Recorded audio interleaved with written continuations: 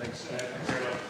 Minister, over 26,750 Palestinians have already been killed in Gaza as we sit here this evening.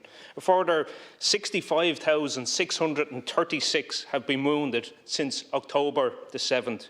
2 million Palestinians are displaced, with thousands more missing, many buried under rubble. Israel is killing on average 250 Palestinians per day in Gaza, and this represents a higher daily rate than any other 21st century armed conflict.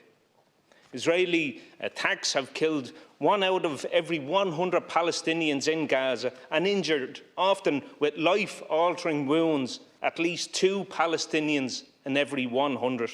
And while Israel continues to deny any medical and rescue teams access to where they are operating within Gaza, these numbers will continue to grow unless pressure through the form of international censure is brought to bear on Israel.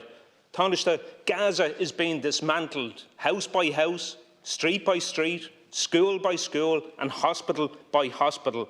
And the failure to impose sanction on Israel must be measured against the haste with which so many Western countries acted to suspend funding from UNRWA, which has lost 152 personnel killed since the start of the attack on Gaza, a decision which will do more to compound human suffering and undermine regional stabilisation goals on the ground more than anything else.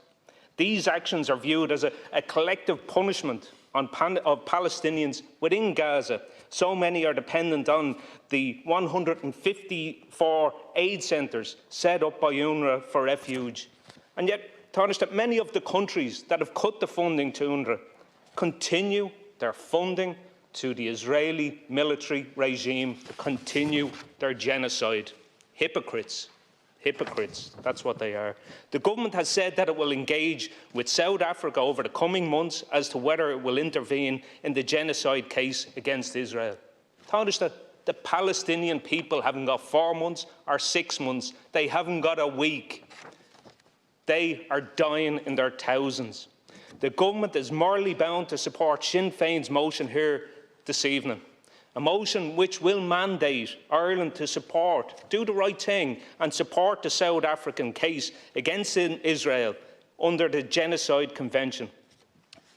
Taoiseach, we cannot continue to sit on the fence against acts of international crime, against genocide. We have heard your words of concern, of condemnation in the past. It's time to get off the fence now, Taoiseach. It's time to take definitive action and stand up for the Palestinian people once and for all at a time that matters.